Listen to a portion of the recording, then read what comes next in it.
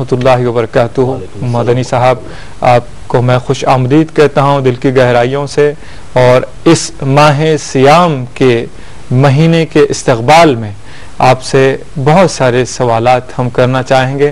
ناظرین بہت ہی بے چین ہیں کہ رمضان سے متعلق کئی سوالات کریں، تو یہ مرحلہ شروع ہونے کو ہے کہ میں سب سے پہلے آپ سے یہ جاننا چاہتا ہوں مدنی صاحب، اور ہمارے ناظرین بھی یہی جاننا چاہیں گے کہ رمضان کی حقیقت کیا ہے، تاریخ کیا ہے، لفظ رمضان کا معنی و مفہوم کیا ہے، اور صوم روزے کا کیا معنی و مفہوم ہے، مختصر سا اس پر بتائیے گا۔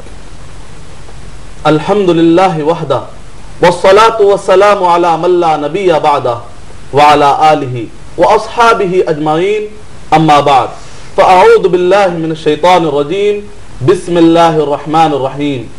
شہر رمضان الذی انزل فیہ القرآن ہدی للناس وبینات من الہدی والفرقان فمن شہد منکم الشہر فلیصم۔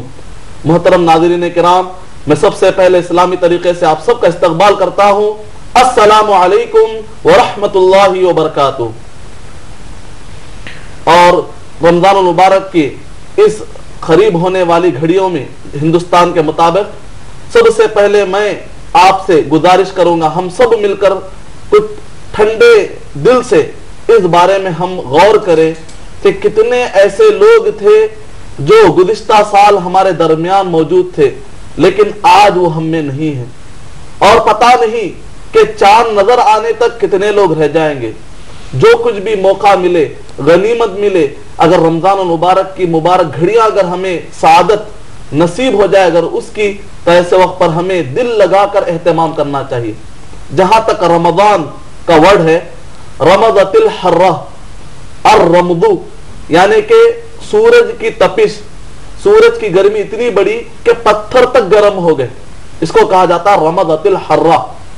اور رمضان اس کے اندر گرمی کا معنی پایا جاتا ہے۔ جس وقت پر یہ نام رکھا گیا اس وقت پر گرمی پائی جاتی تھی، اور سب سے پہلے یہ نام قرآن مجید نے نہیں دیا، یا نبی اکرم صلی اللہ علیہ وسلم اور صحابہ کے زمانے میں نہیں، بلکہ عرب بائدہ، عرب کی 3 قسمیں ہیں، عرب عاربہ، عرب مستعربہ اور عرب بائدہ، یعنی کہ وہ قوم جو تباہ ہو گئی، قوم سمود، عاد۔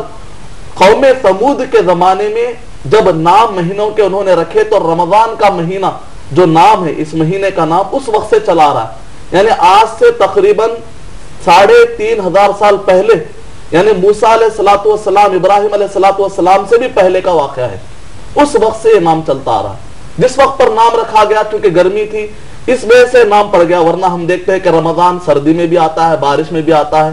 اس کی مناسبت یہ ہے اس مہینے کے لیے کہ اس مہینے کے اندر آدمی کے ایمان کی حرارت بڑھ جاتی ہے، جس کی وجہ سے اس کے گناہ دھل جاتے ہیں۔ یہ ایک رمضان کا معنی ہے۔ اور صوم کا معنی ہے کسی بھی چیز سے رک جانا۔ یہ اہم معلومات ہے جو ہمارے پاس رہنی چاہیے، اور رمضان کے بارے میں اور بھی معلومات آپ کو دی جائیں گی انشاءاللہ۔ مدنی صاحب بہت بہت شکریہ۔ آئیے لائن پر کالر ہیں، ان سے بات کرتے ہیں۔ ہیلو ہیلو جی، السلام علیکم۔ وعلیکم السلام قادری صاحب۔ ہاں، میرا سوال یہ ہے قادری صاحب، آپ کو دعا ہے اس کی کہ آپ اسلام کا بول بالا کر رہے ہیں پوری دنیا کے اندر اور معلومات مزید دے رہے ہیں آپ۔ میرا سوال یہ ہے کہ میرے بہن بھائی قاضی ذکر الدین صاحب جو حج کر کے آئے ہوئے ہیں، انہوں نے رمضان مہینے کے اندر روزے رکھے، لیکن بیماری کی وجہ سے ان کے روزے 4 قضا ہو گئے۔ اس کے بارے میں مدنی صاحب سے بولیے کہ اس کا کیا کرنا چاہیے اس کے لیے انہوں نے۔ اور دوسرا یہ کہ حضور اکرم صلی اللہ علیہ وسلم نے سب سے پہلا روزہ جبکہ نازل ہوا تو کہاں رکھے؟ اچھا، بہتر، بہت بہت شکریہ آپ نے ہمیں کال کیا۔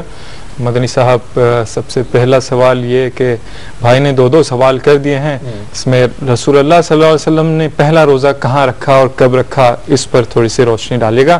اور جیسے کہ بھائی نے کہا کہ بیماری کی وجہ سے ان کے کوئی رشتہ دار نے کچھ روزے ان سے قضا ہو گئے ہیں یا چھوٹ گئے ہیں، تو اس کی کیا تلافی ہے، کیا اس کے لیے حکم ہے شرعی اعتبار سے؟ وعلیکم السلام ورحمۃ اللہ وبرکاتہ۔ نبی اکرم صلی اللہ علیہ وسلم کو کل 9 رمضان المبارک ملے، اور دوسری ہجری میں نبی اکرم صلی اللہ علیہ وسلم نے جب ہجرت کی مدینہ طیبہ کی جانب، دوسری ہجری میں رمضان مبارک کے روزے فرض ہوئے، اور نبی اکرم صلی اللہ علیہ وسلم اس کے بعد 9 سال تک باحیات رہے۔ اس کا مطلب نبی اکرم صلی اللہ علیہ وسلم کو کل ملا کر 9 رمضان ملے، اور مدینہ طیبہ میں آپ نے روزے رکھے رمضان المبارک شریعت محمدیہ کے مطابق۔ اور جہاں تک بیماری میں جو روزہ چھوڑا جاتا ہے اس کی 2 شکلیں ہیں۔ ایک تو وہ بیمار ہے جس کے اچھا ہونے کی امید نہیں ہے، خود ڈاکٹر نے کہہ دیا ہے، یا تو بوڑھا اتنا ہو چکا ہے کہ اب طاقت نہیں ہے، اب اچھا ہونے کی امید نہیں ہے، روزہ نہیں رکھ سکتا، یا اتنا بیمار ہے کہ اب وہ اچھا ہونے کی امید نہیں ہے، تو ایسے وقت پر رمضان مبارک ختم ہونے کے بعد 30 مسکینوں کو کھانا کھلا دیا جائے، 2 مرتبہ نہیں، ایک مرتبہ 30 مسکینوں کو، سحری اور افطار نہیں، صرف 1 مرتبہ۔ اور مسکین کا روزے دار ہونا کوئی ضروری نہیں ہے، 30 مسکینوں کو ایک ساتھ بھی کھلایا جاتا ہے۔ جہاں پر مسکین زیادہ نہ پائے جائیں، ایک ہی مسکین کو 30 مرتبہ بھی کھلا دیا سکتا ہے۔ اور اگر کوئی بیمار اچھا ہونے کے امکانات ہے تو ایسے وقت پر وہ کفارے سے نہیں چھوٹے گا، صرف کھلا دینے سے نہیں چھوٹے گا، اس کو چاہیے کہ جتنے روزے چھوٹے ہیں سب کی قضا کرے۔ امید کہ آپ کا جواب مکمل ہوا۔ اگر 1 سال آنے والے رمضان تک موقع ہوتا ہے کہ وہ قضا کرے، اس سے بڑھ کر اگر ہو جائے تو ایسے وقت پر روزے کی قضا بھی دینی اور ساتھ میں کفارہ بھی دینا۔ جی مدنی صاحب شکریہ۔ آئیے اور ایک کالر لائن پر ہیں، ان سے بات کرتے ہیں۔ ہیلو جی السلام علیکم۔ ہلو بھائی مہربانی جی مہربانی کر کے اپنے ٹی وی کا والیوم کم کر دیجیے گا۔ جی میں کویت سے بول رہا ہوں، شیخ خادر بادشاہ۔ شیخ خادر بادشاہ صاحب کویت سے بول رہے ہیں؟ ہاں بہت بہت شکریہ، آپ نے ہمیں کال کیا کویت سے۔ آپ کا سوال کیا ہے خادر بھائی، بتائیے گا۔ میں ایک استھما پیشنٹ ہوں جی میں پورے روزے رکھتا ہوں۔ جی آج ابھی روزے کے وقت یعنی 4 بجے سے 5:45 بجے تک اگر انہیلر یوز کیا تو میرا روزہ قبول ہو یا کیا نہیں؟ جی جی کیوں ایمرجنسی میں انہیلر یوز کرتا ہوں لیکن بار بار نہیں۔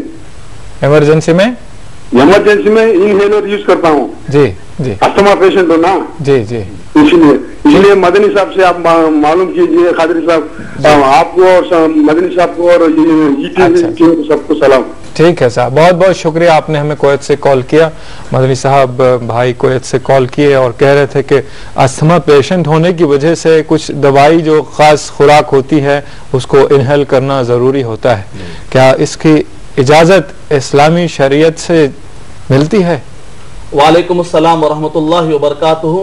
آپ کے اس ایک سوال سے ہمارے بہت سارے بھائیوں کے مسئلے حل ہو جائیں گے جو بھی ایسے بیماری میں یا ایسے پریشانی میں وہ لوگ مبتلا ہیں۔ سب سے پہلے تو یہ کہ جو انہیلر استعمال کیا جا رہا ہے اس کے بارے میں اگر آپ غور کریں گے، جو استھما کے پیشنٹ ہوتے ہیں یا اسی طریقے سے جو لوگ ایسے بیماری میں ہوتے ہیں کہ ان کو بار بار یعنی کچھ دوائی لینی پڑتی ہے، اگر آپ جیسے کہ زینڈوبام استعمال، کوئی بام استعمال کیا آتا ہے جس کا ہوتا ہے کہ ناک تک اثر ہوتا ہے، حلق سے نیچے اثر نہیں جاتا، تو ایسے وقت پر بام استعمال کر لینے سے، زینڈوبام کے استعمال کر لینے سے روزہ نہیں ٹوٹتا۔ لیکن ناک میں ایسی کوئی دوا ڈالتے ہیں آپ لکوڈ کی شکل میں، یا کوئی ایسا انہیلر استعمال کرتے ہیں جس کا اثر یعنی مزہ حلق سے نیچے چلا جائے تو روزہ ٹوٹ جاتا ہے۔ تو ایسے وقت پر روزہ جو شروع ہوتا ہے زبان سے شروع نہیں ہوتا، حلق سے شروع ہوتا ہے۔ اس لیے اس کی وجہ یہ ہے کہ ہم وضو کرتے ہیں، وضو کرتے ہو تو زبان تر ہو جاتی ہے، اس کا مطلب اصل روزہ حلق سے شروع ہوتا ہے۔ حلق سے نیچے اگر اثر جا رہا ہو تب تو آپ کا روزہ ٹوٹ جائے گا، آپ کو روزہ رکھنے کی ضرورت نہیں ہے۔ کل کے دن اچھا ہو جائیں گے تب آپ قضا دیں گے، اگر اچھے ہونے کی امید نہیں ہے تو ہر روزے کے بدلے کفارہ دیں گے۔ امید کہ آپ کا جواب مکمل ہو۔ شکریہ مدنی صاحب۔ آئیے ایس ایم ایس بھی لیتے ہیں۔ سید طاہر علی صاحب کولکتہ سے لکھتے ہیں، is it permitted to use deodorant during روزہ and نماز؟ جو ہم